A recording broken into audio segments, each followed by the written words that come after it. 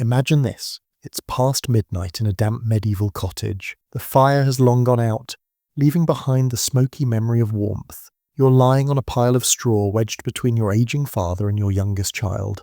Across the room, someone snores. Nearby, a goat shifts in its sleep. 10 people, one room, no walls, no beds, not even a curtain to draw, just breath, body heat and silence so thick it trembles. And then, quietly, carefully, your partner reaches for your hand under the coarse blanket. There are no doors to close, no soft sheets or separate spaces, only shadows, the rustle of straw, and the unspoken hope that no one stirs. How do two people love each other in a space like this, when privacy is not a right but a fantasy? In the medieval world, the very concept of a room, as we know it, barely existed. For most families, the entire home was a single chamber, a low, smoky space of timber or turf, often with a dirt floor and a central fire pit. In northern regions, longhouses of stone stretched across the landscape, all dark and cold with only a hole in the roof to release the smoke.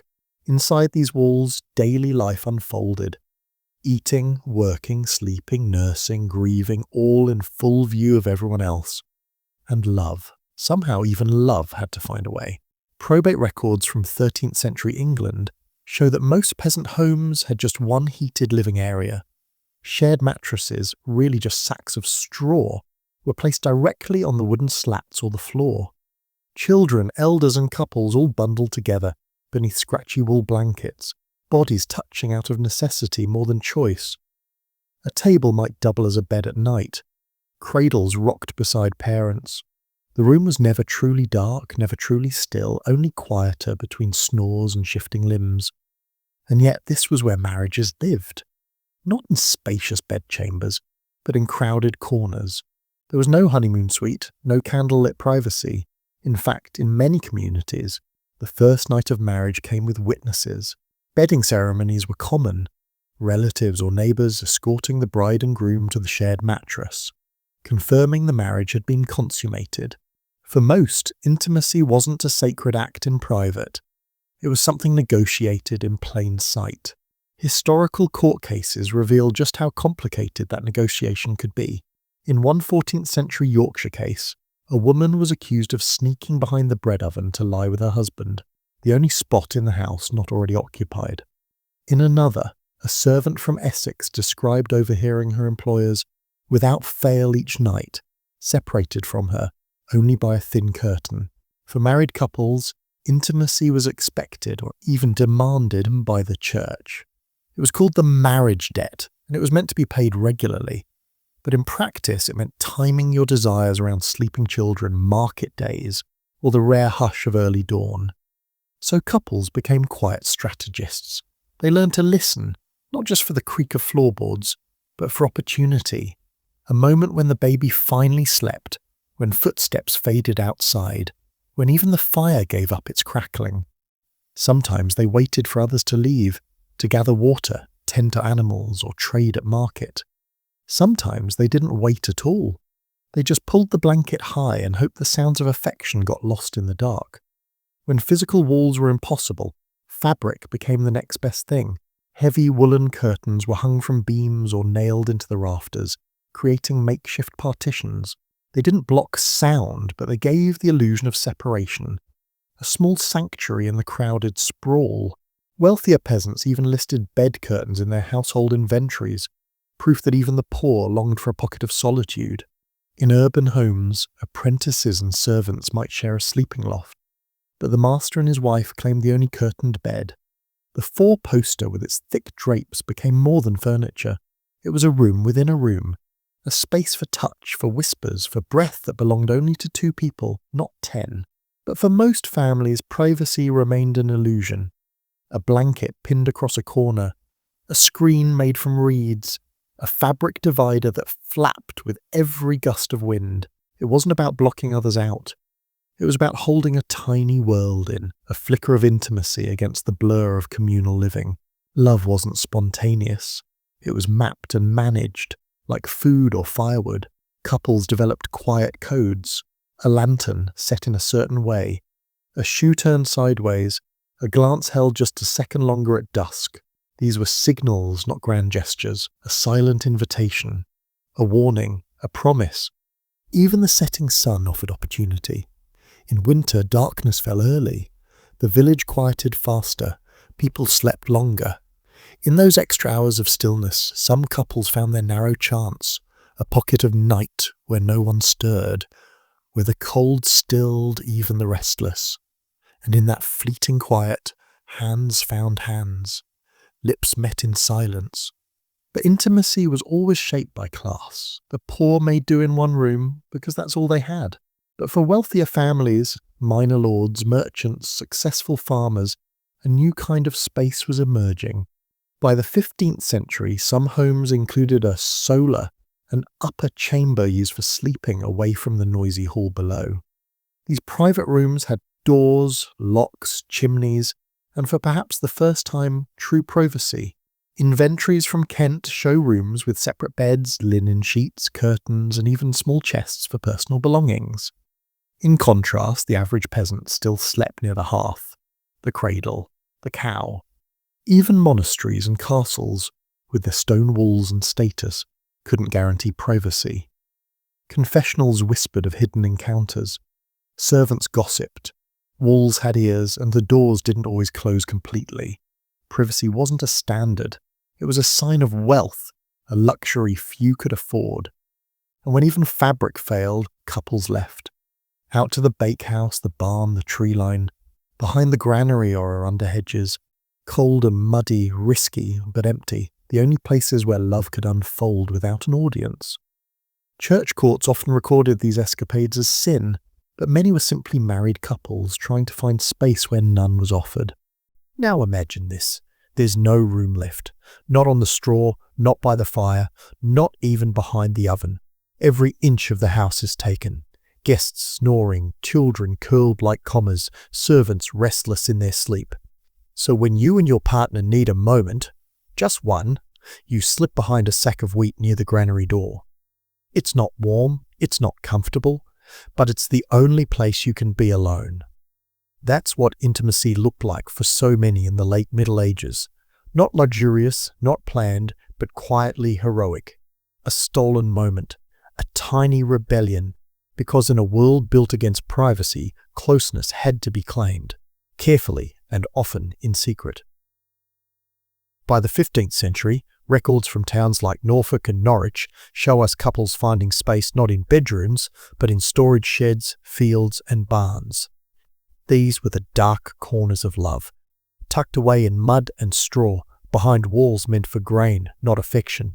For married couples, these acts weren't forbidden, but they weren't exactly approved either. And for the unmarried, the risk was even greater. Privacy didn't just protect romance, it protected reputations. In medieval Europe, intimacy was never just a private matter. It was regulated, watched, judged. The church had plenty to say about sex, but very little to say about tenderness. Within marriage, intercourse was not only allowed, it was expected, but only for procreation. If a couple expressed affection without the aim of having children, that raised questions. If they touched with too much passion, that was considered lustful even within wedlock. Confession manuals from the 1200s revealed just how invasive the oversight could be. Priests were instructed to ask deeply personal questions. Had you kissed your spouse too fondly? Spoken flirtatious words when others were asleep nearby? Shared a bed when abstinence was advised by the calendar of saints? Guilt wasn't always about what you did, it was where and when you did it, and the courts followed suit. Church courts across Europe, known as ecclesiastical courts, routinely tried cases of fornication, adultery, and even unseemly behavior. But these charges didn't come from priests or deacons. They came from neighbors, family members, servants, anyone who heard the creak of floorboards behind a cloth curtain. In one case, from 1440 in Norwich, a woman testified that her neighbors were joined together after dark, while her own mother snored beside her. Another maid described hearing muffled laughter behind a thin hanging. It wasn't that medieval people were more scandalous. It was that homes had thin walls and too many ears. and gossip was currency. A creaking bed or a sudden silence could turn into testimony. So intimacy became resistance, a quiet rebellion against the judgment that surrounded it. It was never just between two people. It was always shadowed by a third, society, the law, the church, the neighbor pretending to sleep.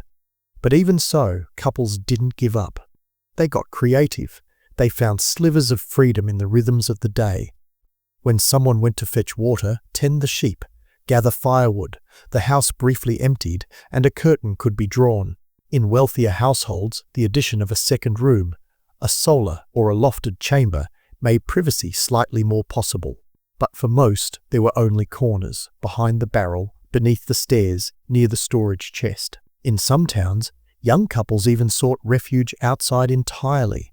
Church records speak of lovers found behind hedgerows, near mill walls, or beside bakehouses.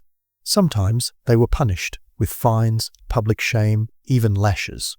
But they returned to those places anyway. Because if there was no space inside the home, they had to go where no one watched. Still, love didn't always need space. Sometimes it made its own.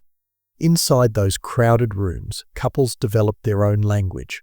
A sideways glance, a hand laid gently on the blanket, a candle snuffed out a little earlier than usual. These were the signals, delicate, silent, and deeply intimate. In a world where everyone listened, silence wasn't emptiness, it was sacred. Even the nighttime, in all its discomfort, offered something soft. Not privacy exactly, but mercy. When the room fell into slumber, when even the fire had gone out and the coals turned to ash, something changed.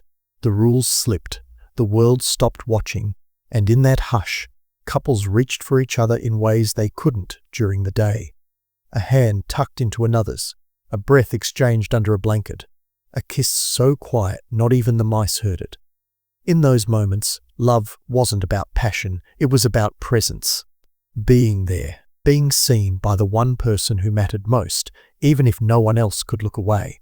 As time moved forward, change crept in like light under a thick door. By the late 16th century, homes began to look different, especially for those who could afford it. Blueprints from wealthier households show the evolution, multiple rooms, chimneys, even dedicated sleeping quarters.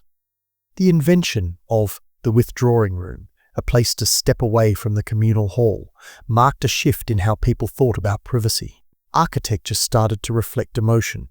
Walls weren't just about shelter, they became emotional boundaries. Upper floors emerged in townhouses. Bedrooms moved away from kitchens and workspaces. Shutters thickened. Doors gained locks. For the poor, these luxuries arrived much more slowly. But even in rural cottages, small signs of change appeared. Chimneys replaced smoky roof holes. Brick began to edge out wattle. Curtains became thicker. Beds began to be placed in corners, not the center of the room. And with every small step toward privacy, intimacy gained just a bit more breathing room. They loved not despite discomfort, but through it. And I wonder if that's the kind of love that survives longest. Not loud, not grand, just quiet and constant. Two people holding on to each other, even when the world gave them no room to do so. These weren't storybook romances lit by candlelight. They were quiet acts of devotion in crowded rooms, whispered promises under thin blankets, glances held through the smoke. And somehow they endured. Not because they had privacy, but because they made space where none existed. In the end, perhaps love doesn't need a door to close, just someone willing to stay, to reach, and to be still. And maybe that's the kind that outlasts even stone walls. What do you think? Could love survive like that today? If this story moved you, let us know in the comments. And if you want more human history from the margins, love, power, survival, subscribe, and join us. We tell the stories history tried to whisper away.